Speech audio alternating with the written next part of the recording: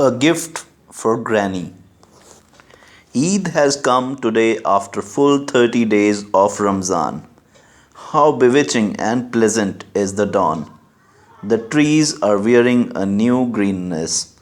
The fields are pulsating with a strange luster, and the sky is azure blue, scintillating with scarlet. The sun today is also lovely and soothing, as though it were wishing the word Eid Mubarak. The village is agog with activity. People are preparing themselves to go to the Eidgah. Someone from whose shirt a button is missing is seen running to fetch needle and thread. Someone whose shoes have become hard is seen rushing to the oilman's shop to dip them in oil to soften them. People are hurriedly feeding the bullocks and watering them. It will be high noon by the time they return from the Eidgah. There are 6 long miles to go on foot, and then the meeting and embracing of hundreds of people.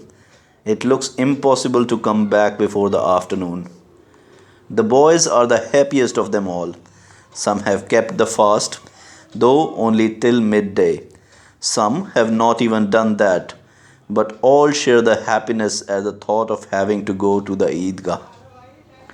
Fasts can be observed by the older folk, but for the boys it is Eid.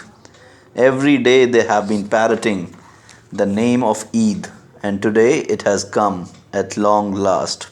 Now they think, why is not everyone hurrying to go to the Eidgah? They are not concerned with domestic chores, with whatever there is, with whether there is enough milk and sugar in the house for saving, though certainly they will want some to eat for themselves. Do they care why father is running so furiously to Chaudhry Koyam Ali? And what does it matter to them if the Chaudhrani gets angry today? Will the whole Eid become Muharram? They have their pockets filled with all the riches of the croissants. They count the coins from their pockets over and over again. Mahmoud counts his 1, 2, 3, 10, 12. He has 12 pieces with them. Mohsin owns 1, 2, 3, 8, 9, 15 pies. With so much money they can buy all sort of things. Toys, sweetmeats, trumpets, balls and so forth. Hamid is still more happy, a poor faced, bony lad of 6 or 7. His father died of cholera last year, and no one knows how his mother died, after becoming paler and paler every day. No one could diagnose her trouble, and who was there to listen to her even if she told them what it was? She suffered all so mutely, and when she had no capacity to suffer any more, she departed from this world. Now Hamid sleeps in the lap of his old grandmother Amina and is equally happy. His father has gone off to earn money. He will bring so many bags full. Mother has gone to Allah to fetch all the good things for him. Hence Hamid is happy. Hope is such a great thing, and especially so the hopes of a child. A child's imagination is as beautiful as it is sometimes bizarre, and it can invest the insignificant with a kind of universal grandeur. Hamid has no shoes on his feet. On his head he has an old cap, its border much begrimed. But still he is happy. He will have realized his ambition when his father returns with bags full of riches and his mother with Allah's blessing. Then we shall see how and from where Mahmud, Mohsin, Noor, and Shammi can afford to bring so much money. The unfortunate Amina is weeping in her room. Today it is Eid and she has not a grain in her house. Had Abid been here today, Eid would not have taken on this sad aspect. She is drowning in despair and hopelessness. Whoever wanted this wretched Eid to come? It has no significance in her household. But poor Hamid, How is he concerned with anybody's life or death? He has hope and optimism. Misery may come with all its fierceness, but Hamid's hopeful eyes will overcome it. Hamid runs inside to tell his grandmother, "You need not get anxious, Grandma. I'll come back before anybody. You need not worry." Amina's heart is heavy. The children of the village are going with their fathers. Who else is Hamid's father but Amina herself? How can she allow him to go all alone? What will happen if the child gets lost in that mob? No, she can't let him go like that. Such a gentle fellow. How will he manage to walk 6 miles on foot? He will blister his shoes, his soles. He has no shoes even. She could hold a child in her lap after short distances. But then who would cook sevai here? Had there been money, she could have arranged to buy the indigenous and have prepared it at once. But it will need hours to arrange matters. Her only recourse will be to borrow. She had sewn clothes for Fahiman only the other day and earned 8 annas. She had been saving the 8 anna piece with a miser's regard for this very day. But yesterday, when the milkwoman had insisted on getting her due, she could not help it. Even if she had nothing special for Hamid, at least 2 piece worth of milk was a necessity. Now she had only 2 annas left, and of this 3 piece were in Hamid's pocket and 5 in Amina's purse. That was all she had, and today was Eid. Only Allah could help her. The washerwoman, the barber's wife, the scavenger's wife, the bangle woman, all would pay a visit at this auspicious time. All would want sevai given to them and would feel unhappy if they get but little of it. How many of them could she avoid? And why should she think of avoiding them? After all, the festival comes only once a year. Let all be well, for their fates too were linked with hers. Let God only bless the child, and she would weather any adversity. A big festival crowd started out from the village. Hamid also went along with other children. Sometimes all would run forward and would wait under the trees for their comrades to catch up. Why were these people walking so slowly? Hamid seemed to have wings on his legs. He could never feel tired. They have now reached the edge of the city.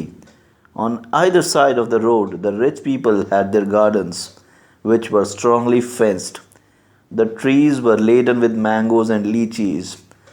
Once in a while, a boy would throw stones at a mango tree. The gardener would roar from inside the garden, but the boys by this time were safely at a furlong's distance and laughed at their having made a fool of him. They were now nearing the big buildings. This is the court. This is the college.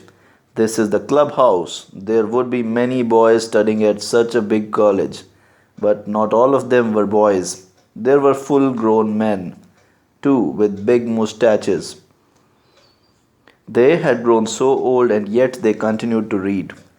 Heavens know how long they were going to study and what they would do after that. There were 2 or 3 such grown up boys at Hamid's school. Good for nothing fellows. They got themselves beaten each day and were still slack in their duties. This place would also be crowded with such people, no better than those. Amazing things happened inside the clubhouse. It was rumored that here the skull of the dead also rolled, and they played all kind of big games, but allowed no one to enter. The sahibs come and played here in the evenings. They were all big men, having moustaches and beards, and their ladies also played, it was said. If some were to given that thing to my mother, that racket, she could not hold it and would fall down in swinging it. My mother's hand would begin to tremble by Allah, said Mahmud. What a thing you say! She grinds so many mounds of flour and her hands would begin to tremble, handling a racket. She draws hundreds of pails full of water from the well daily. Your buffalo alone consumes 5 pails full of water. If you asked any one of those maims to draw even a single pail of water, she would faint, Mohsin retorted. But they do not run, nor can they jump, Mahmud said. What is it you say? Cannot jump and run? Mohsin continued. Only the other day when my cow got loose and went grazing in Chaudhrani's field. Mother ran so swiftly that I could not catch up with her. They went forward. The confectioners had their shops open and had tastefully decorated them. Whoever could eat such huge quantities of sweets? Every shop contained at least a few mounds. It is said that in the nights the jinns come and buy them all. Father used to say that at midnight a man goes round all the shops and whatever quantity is left, he gets it weighted for himself and pays in real money just like our own money. Hamid could not believe it. How can the jinns afford such money as ours? The jinns are never short of money. They can go to any treasury like they like. Iron gates cannot hinder them. What do you think of them? They even possess diamonds and rubies. They become pleased a man, they will give him so many basketful of diamonds. At one moment they would be sitting here, and minutes later they will be in Calcutta. Mohsin answered. Those jinns must be pretty huge, Hamid commented curiously. Each one of them is as tall as the sky. If it stands on earth, its head will touch the heavens, but if it so likes, it can enter even a tumbler, Mohsin said. People will be doing things to please them. If only someone could tell me a charm, I should like to please one of those jinns, said Hamid. This is something I do not know, replied Mohsin, but Chaudhrani Sahib had made many of them his captives. If a thing is stolen, Chaudhry Sahib can give instruction for its recovery and even tell the name of the thief. Only the other day, Jumerati had lost his calf and failed to trace it after 3 days of feverish search. At long last he went to Chaudhry Sahib, who at once told him it was in the cattle pound, and ultimately it was found there. The jinns kept him abreast of all the news of the world. Now he could understand how Chaudhary had amassed his wealth and why he commanded so much respect. They walked on. These were the police lines. It was here that all the constables paraded. Right turn. Form 4s, poor fellows. They have to guard the places by patrolling them all through the night. Otherwise, there will be thefts. Mohsin objected to this. Do these constables really guard the city by night? That is all you know about them? It is the other way round, for they are the people who organize the thefts. All the thieves and dacoits of the city keep contact with them. In the night, they ask the thieves to commit robberies and themselves move on to the other localities to shout, Keep awake, keep awake. This is how they manage to get so much money. My maternal uncle is a constable in a police outpost. He draws 20 rupees a month, but sends home 50, by Allah. Once I asked him where he got all that money from, to which he answered with a laugh, It's Allah's grace, son. And later he explained that if they wanted, they could bag lakhs in a single day. But they took only just so much as would not injure their reputation and lose them their jobs. But if they connive at thefts, is there no one to arrest them? Asked Hamid. Mohsin, pitying his innocence, said, You madcap, who would dare arrest them? They are the people who arrest the others, but it is Allah alone who punishes them. Corrupt money is drained away in corrupt deeds. Only a few days ago, my maternal uncle's house caught fire, and all his belongings were reduced to ashes. Not a single vessel could be saved. They had to sleep under the trees for days. By Allah, under the trees. Then somehow a loan of 100 rupees was raised to buy utensils and other necessities. 100 would make more than 50? Hamid asked. 50 and 100. 50 is one bag full, but even two bags won't suffice for 100. Now they entered a congested part of the city. Groups of people were to be seen in splendid clothing, marching towards the Eidgah. Some were in horse carriages, some in cars, all drenched with perfume, with their hearts flooded with rapture and delight. The small band of villagers, unconscious of their poverty, went on ahead, rejoicing and contented. Everything was so novel in the city for the children. It was hard for them to take their eyes off anything that struck them. And they could not give attention to the horns tooting from behind. Hamid narrowly escaped being run over by a car. All of a sudden, the Eidgah could be glimpsed. The prayers were over. People were embracing one another. Then they invaded the sweetmeat and toy shops. The band of villagers was not a whit less enthusiastic than the other boys. Look, here is the giant wheel. One can enjoy a swing for a piece. At one time it will seem that one is rocketing to the sky, and at another falling to the earth. This is the merry-go-round. Wooden elephants, horses, and camels were suspended from rods of iron. One can enjoy 25 turns for a piece. Mahmoud and Mohsin, Noor and Shammi go for a ride on the horses and camels. Hamid stands at a distance. He has only 3 pieces with him. He cannot part with 1/3 of his treasure for a mere fun of getting a swing. They all get down from the merry-go-round. Now they will buy toys. There is a row of shops. There are different kind of toys. The soldiers and the water woman, the prince and the lawyer, the water carrier, the washerwoman and the saint. How lovely and lifelike are these toys. They look as though they will speak the next moment. Mahmoud buys a soldier in a khaki uniform with a red turban and a rifle on his shoulder, as though he is just coming back from a parade. Mohsin likes the water carrier, with his bent back loaded with a skin full of water. The man is holding the mouth of the skin with one hand and looking immensely happy. Perhaps he has been singing a song and is just about to pour out his water.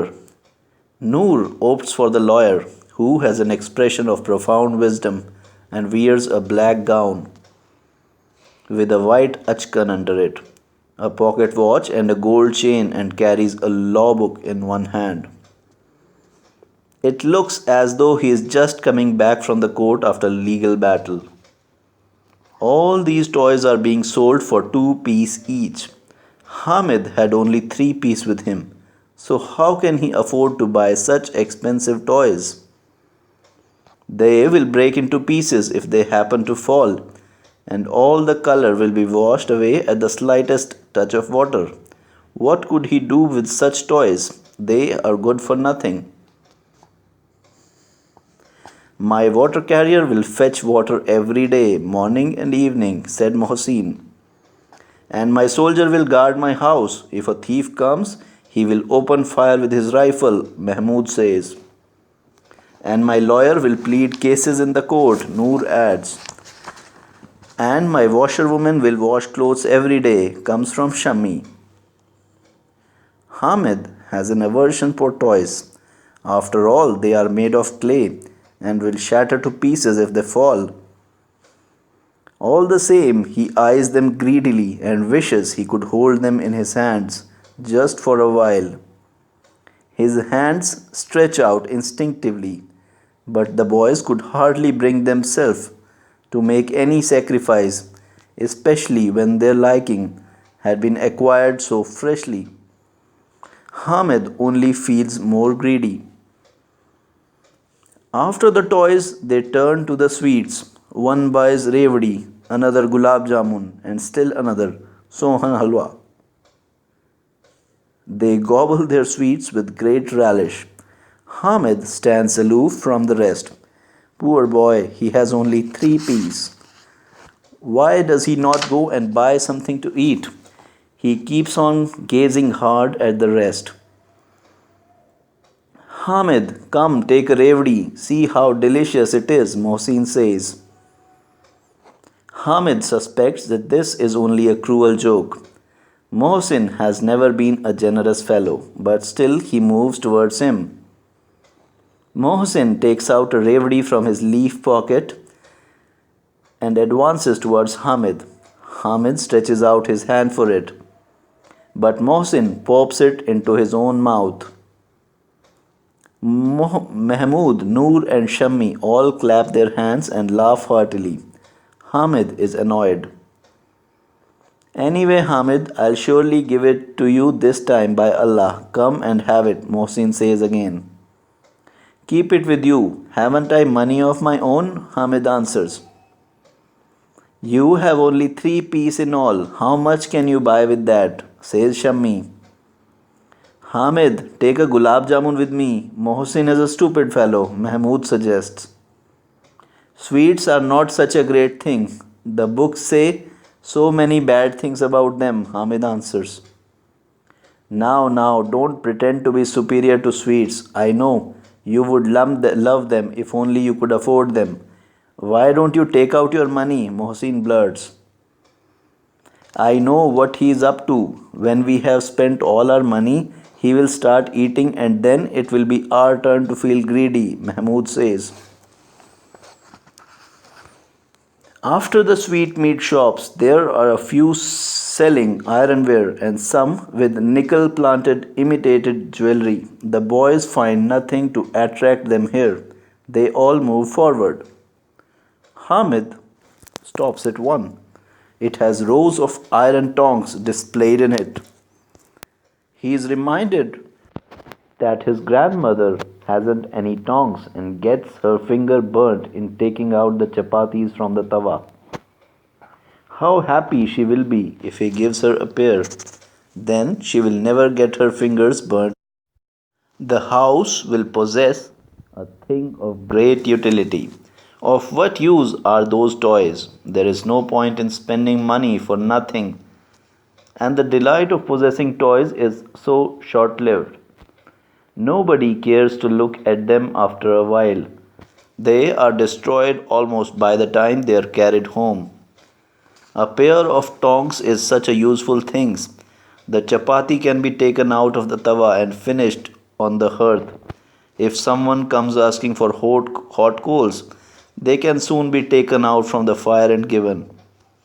Grandma has no time to come to the market, and then there is not enough money. Every day she gets her hands burnt. Hamid's friends have gone ahead and are drinking sharbat at a stall. How greedy all these fellows are. They bought such a quantity of sweets, but no one cared to offer him anything. And then they wanted him to play with them and to attend to their odd jobs. Now, if any of them ask him to do something for them, he will know what to say. Let them eat their sweets, they will only spoil their mouths and get boils and pimples and become more and more greedy. They will steal money from their homes and get beaten for it. What the book says, after all, is not at all false. He will not let himself come under such fellows' bad influence. When she sees the tongs, Grandma will run up to him and taking them in her hands will say, My child has bought a pair of tongs for his grandma. She will shower all her blessings on him and show the tongs to all the women of the neighborhood. The whole village will be talking about Hamid's having bought a pair of tongs. He will become known as a good boy. But no one will bless these fellows for their toys. The blessings of the elder will travel onto the court of Allah and be heard immediately. He had no money, that was why Mohsin and Mahmud exhibited their egoism. He would pay them back in their own coin. Let them eat their sweets and play with their toys. He did not play with their toys. Then why on earth should he have to put up with their ego? He was poor, but he did not go to anyone to ask for anything. He hoped one day his father would return, and mother too would come back. Then he would have the chance of asking them how many toys they would like to take. He would present a basketful to each one of them and show them how to behave with their friends. This was no way to behave. Buying a piece of ravioli and teasing friends by eating it all themselves. They would all laugh at his having bought the tongs, but he was not in any manner concerned with their laughter. He asked the shopkeeper, "How much will you charge for this pair of tongs?" The shopkeeper looked at him and finding that he was not accompanied by any grown up person, said, "This is of no use to you. Is it meant for sale?" "Why not? Why else should I have carried it here?" "Then why don't you tell me the price?" "It will cost you 6 pence." Hamid's heart sank. "Pray tell me the exact price." "Very well, I'll charge you 5 pence. You may take it or go your way." Hamid mustered up courage enough to say, "Won't you take 3 pence?" Saying this, he moved away for fear of being ratted by the shopkeeper. But the man did not rail at him. He called him and handed over the tongs. Hamid put them over his shoulders as though they were a gun and strutted towards his friend to hear their comments. "Why did you buy this pair of tongs, you madcap? What can you do with it?" Mohsin asked jeeringly. Hamid threw down the tongs and said, "Can you do that to your water carrier? All his ribs will be smashed." "Is this a new kind of toy?" Mahmud asked. "Why not? Keep it on your shoulder and you make a gun of it. Carry it in your hands, it becomes the tongs of the mendicants. It will even do for crime bells. If I like, and if only I strike once, it will destroy all your toys. Your toys cannot hold a candle to this pair of tongs. It is a robust lion. This pair of mine," said Hamid. Shammi had brought a toy drum and being impressed he asked, "Would you like to exchange them for my toy drum? I bought it for 2 annas. My tongs can burst the belly of your drum. It is just a skin covering which makes the sound. It will be spoiled by even a touch of water. My brave pair of tongs can stoutly withstand fire, water, hail, or storm," said Hamid, eyeing the drum indignantly. The tongs had captivated everyone, but now the others had no more money in their pockets, and then, too, they had left the fair far behind. It was already past 9 o'clock, and the sun was getting warmer. People were hurrying back to their homes. They could not get the tongs even if they insisted to their fathers. Hamid was indeed a clever fellow. That was why he had been saving his money. Now the boys split into two parties. Mohsin, Mahmud, Noor, and Shami were on one side, Hamid alone on the other. They were having a heated discussion. Shami had become a turncoat and had joined the opposite party. But Mohsin, Mahmud, and Noor, in spite of their being senior to Hamid by a year or two, were mortally afraid of his onslaughts. He had the strength of justice and the power of logic. On one side were clay, on the other iron, unyielding, unconquerable, and fatal. If a lion were to appear, the water carrier would feel panicky. The soldier would run away, throwing down his clay gun. The lawyer would become unnerved and lie prostrate on the ground, hiding his face in his gown. But this pair of tongs, strong as it was, this Rustame Hind would leap up and ride on the neck of the lion and tear out his eyes. But it could not fetch water, said Mohsin, exerting all his power of argument. If only once your water carrier is chidden, he can be made to go running and fetch water and sprinkle it on the door, Hamid said, extending the tongs. Mohsin was defeated, but Mahmud came to his rescue and said, "But if it is caught creating mischief, it can only move about in chains in the court and will fall at the feet of the lawyer." Hamid could not at all answer this strong argument, but he asked, "Who would dare to come and arrest us?" "The armed constable," said Noor, strutting forward. "The poor constable will come to arrest this brave fellow," Hamid gibed.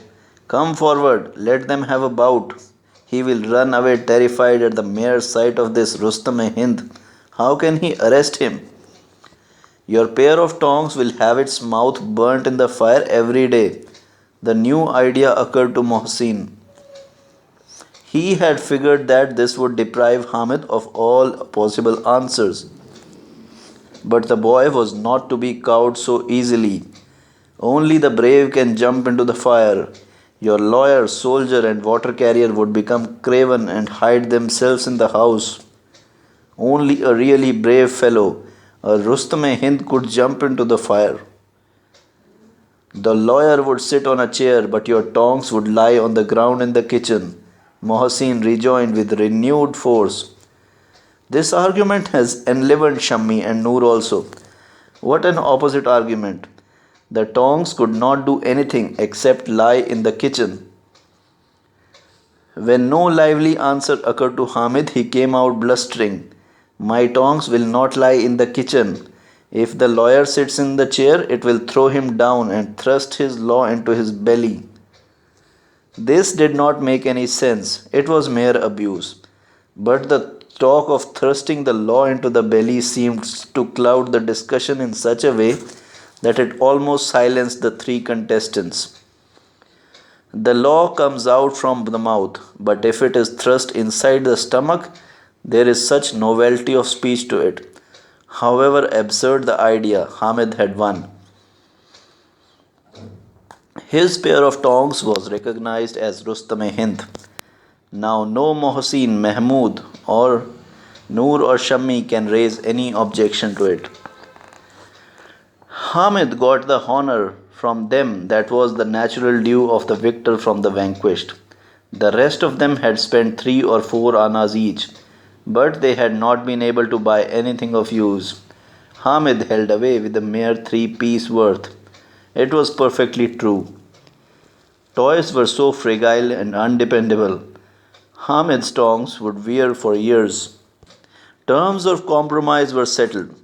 "Let us see your tongs. Meanwhile, you can see my water carrier," Mohsin said. Mahmud and Noor also presented their toys. Hamid had no objection to conceding these terms. His tongs passed from hand to hand, and the owner's toys correspondingly came to Hamid's hand. How lovely they were! "Truly, I was only teasing you all," said Hamid, extending comfort to the defeated. "These iron tongs cannot compare at all with such nice toys. They appear almost to be speaking now." But Mohsin's party was not at all consoled. The worth of the tongs had influenced them deeply. A well gummed stamp could not be washed off with cold water. "But no one will give us any blessing for these toys," said Mohsin. "You think of blessing, but I am afraid of our being beaten. Mother will surely come out with a complaint that all that we could find at the fair was these clay toys," said Mahmud. Hamid had to admit that nobody's mother would feel as happy with their toys as would his grandmother at sight of the tongs. He had had only 3 pieces to spend, and he had not wanted to regret his use of them. And now the tongs were the Rustam-e-Hind, the king of all toys. Mahmud felt hungry on the way. His father gave him some bananas. He made Hamid his sole partner, while the rest of the friends only gaped. This was the reward of the tongs. By 11 o'clock, the village was astir with excitement. Those who had gone to the fair were back. Mohsin's younger sister plucked the water carrier from his hand and leapt up with such delight that the toy fell to the ground and was shattered. The brother and sister had a fierce squabble over this, and both wept bitterly. Their mother, hearing them cry so, became angry and slapped them further. The end of Noor's lawyer was a little more glorious than this, as befitting his dignity. A lawyer could not be made to sit on the ground or on a shelf. One would have to honor this embodiment of the law. Two nails were driven into the wall, on which a wooden plate was placed. Then a paper carpet was spread on this, and the lawyer was enthroned like Raja Bhoj. Noor started fanning him. The courts had electric fans and khush screens. How could it be that there was not even an ordinary fan there? There was every fear of the heat of the law going to his brain. A bamboo fan was brought, and Noor started to use it. But whether because of the current of the air or because he was hit by the fan, the lawyer plunged from his heaven to hell, and his clay frame became mingled with the mud below. On this, amid loud lamentations, the remains of the lawyer were deposited in the dustbin. Now only Mahmud's soldier remained. He was immediately deputed to guard the village, but the constable was no ordinary man to walk about on foot. He had to move around in a palanquin. Some red colored rags were spread in a basket so that the constable could lie on them in comfort. Mahmud lifted the basket onto his head and made innumerable rounds of his house. His two younger brothers shouted, "O sleepers, keep awake," on the soldiers' behalf. But the nights, as they should be, were dark. Mahmud stumbled and the baskets slipped from his hand and fell. The constable crashed to the earth with his rifle and broke one of his legs. Mahmud discovered only that day that he was a good doctor.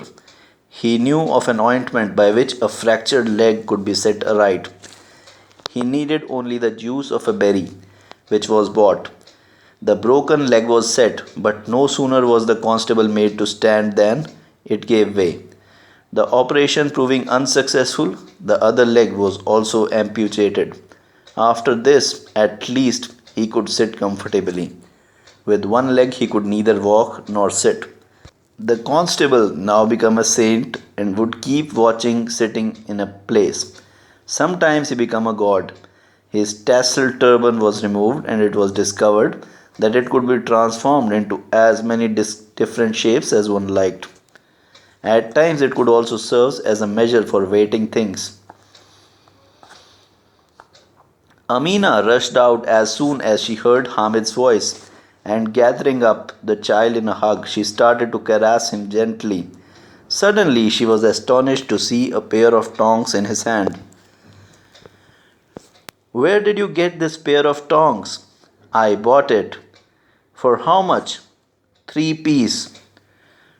Amina was greatly mortified. How innocent was this child, that he had not eaten or drunk anything, although it was noon. What an object he had bought, a pair of tongs. "Could you not find anything else in the whole fair that you bought these iron tongs?" "I bought them because you were getting your fingers burnt on the tawa," Hamid said guiltily. The anger of the old woman was quickly transformed into affection, not the ostentatious affection which spills over all its profundity in words. This was a mute affection, solid and pregnant with sweetness. What a sense of sacrifice and thoughtfulness and wisdom this boy had! How exceedingly tantalized he must have felt at seeing the other boys buy toys and sweetmeats. How could he have managed to keep himself in check so? Even there he remembered his old grandmother. Joy welled up in Amina's heart. And now a very strange things happened. Stranger than even Hamid's tongues. The child Hamid had played the role of an elder. And now the old woman Amina appeared as the child. She began to weep. She showered her blessings on Hamid as she pulled forward her scarf, while big tears drops trickled down her cheeks. How could Hamid understand such a mystery?